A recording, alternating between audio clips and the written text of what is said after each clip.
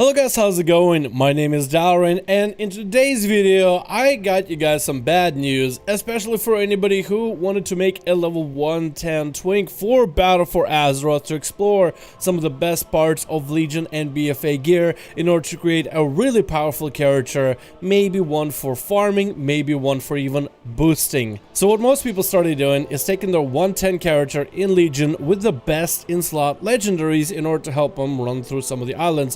Think like Warlock with the corruption slow ring and get a talent where corruption never falls off a target and just kite enemies around, or anything for classes to get massive amount of damage plus increased amount of leech equals a lot of output. And combine all that Legion gear at the top tier together with the Azerite traits and bonuses from the early Azerite gear that you can get for your character, and then you actually have a really powerful character with maybe a lot of leech or maybe a lot of shields, or just a very tanky character, lots of survivability, maybe some kind of insane damage output that plays around with the level scaling. Most of the content in World of Warcraft has this level scaling enabled. That's some sort of artificial scaling where, let's say, as you get higher in levels, the dungeons scale with you, the mobs scale with you, and because of this awkward scaling, you're just trying to cap your character at level 110, get him the best possible, almost to the point of exploiting gear, and then you try to make that 110 character as powerful as you can, while every mob at 110 is going to be fairly low scaled. So then at 110 is probably the best time in order to take advantage of it, and a lot of people started twinking.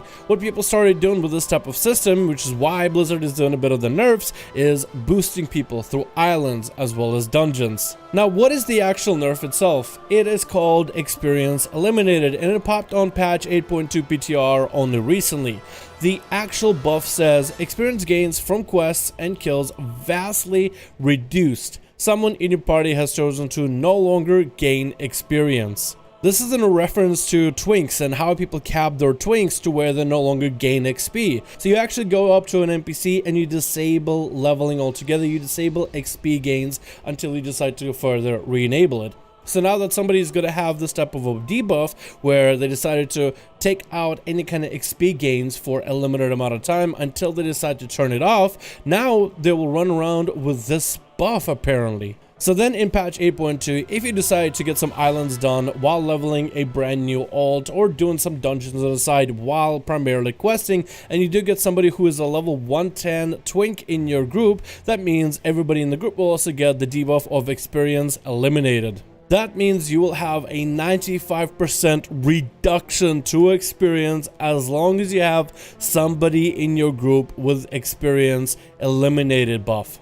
So this is kind of a weird change, but why did Blizzard do this? So one of the things that people were enjoying doing was island boosting or freehold boosting. Freehold being one of the easier to path run dungeon with a lot of mobs to kill, a 110 twink with best in slot legendaries and a few key Azerite pieces of gear could actually do a lot of solo grinding. And you actually had a class like rogues or demon hunters who could run freehold in normal at level 110 and kill every mob but the boss. There was a lot of kiting included into the actual mechanics of it. There was definitely strategies, and with practice you were able to actually eliminate enemies over time. It wasn't something where you just took the hits and kept on ticking. You kind of had to kite around enemies, utilize slows, utilize other abilities and defensives in certain trash packs. And then you have a similar system with islands, except in islands the enemies deal a lot less damage. So this was really more about trying to nuke through as many enemies as fast as you could.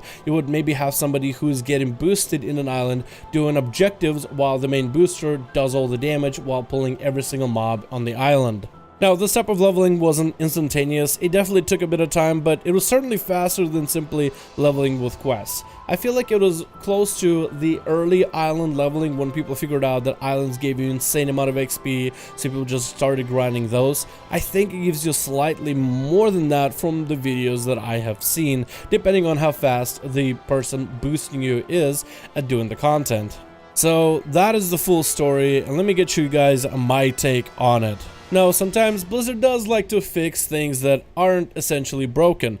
Unless there was some kind of crazy amount of money trading, like real life money happening for this activity, I don't think this was necessarily needed to get nerfed.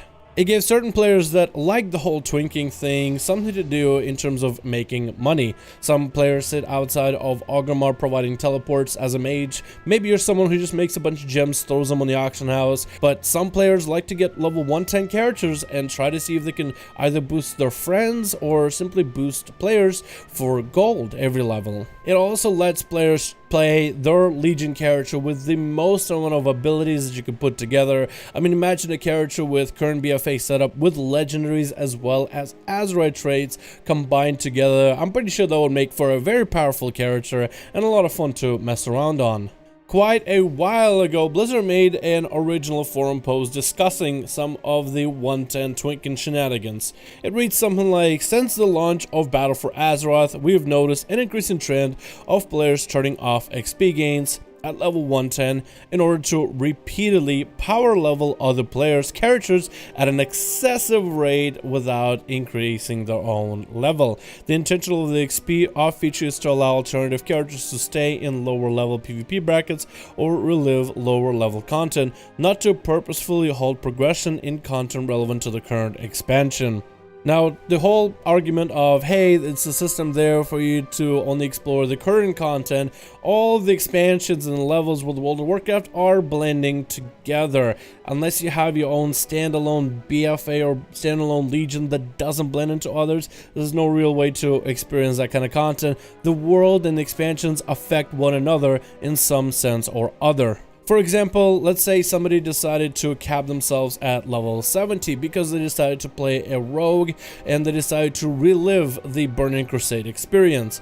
I would argue that you actually cannot relive that experience without some core features like old school talents or old school specs or old school abilities. Pretty sure they didn't have Outlaw rogues back in BC. You would also need to do a little bit of a remodeling for how functions work. You wouldn't need to have LFG as a feature. You should have arenas that have a different UI for the 2v2 brackets that they have at the time. And I think a lot of you guys that actually did play in BC, because I'm just throwing out generalized things from BC, I think a lot of you would think of a few things that current BFA has that would need to be removed if you wanted to quote-unquote relive lower level content. Because I would say that maybe the dungeons and the raids themselves is not really the same without the way that it was presented at the same time. It's all interconnected, and with this whole system, if you were to make this argument of, hey, the whole point is to go back to the days, kind of like how,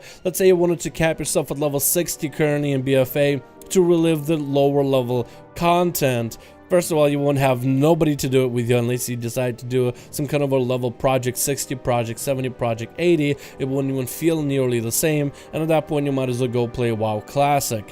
Anyway, I hope you guys were not discouraged with this video. I am still very excited about 8.2. I'm very excited to see what the future World of Warcraft has to offer. I'm still very optimistic about it. This is at most a bump in the road. There's definitely different ways that Blizzard could have fixed this. They could have adjusted how much XP you gain if you run a dungeon with a twink, not to where it is lower than doing other content, but where it's more along the same line. So if somebody still wanted to do this kind of boosting, and someone decided, hey, I'm just going to AFK in a dungeon while you do things for me, here's 30k gold, then that's fine. If somebody decided to do a similar thing in an island, that should be perfectly fine as well. They should have just kind of played with a number rather than completely disabling it, because I feel like you're just going to be kicking the hornet's nest with the community. But anyway, guys, I just want to make sure you guys are aware I am excited about patch 8.2. I'm going to be busting a bunch of videos, but I thought I should cover this one. Let me know your thoughts in the comments below. What do you think? I think that most of this is going to be a bump in the road, and the rest of 8.2 is looking super exciting. So let's hope that this is only a small bump in the road, and it's going to be smooth sailing for the rest of patch 8.2. Thank you guys so much for watching. I do hope you guys enjoyed. Let me know your thoughts, and I'll see all of you in another video.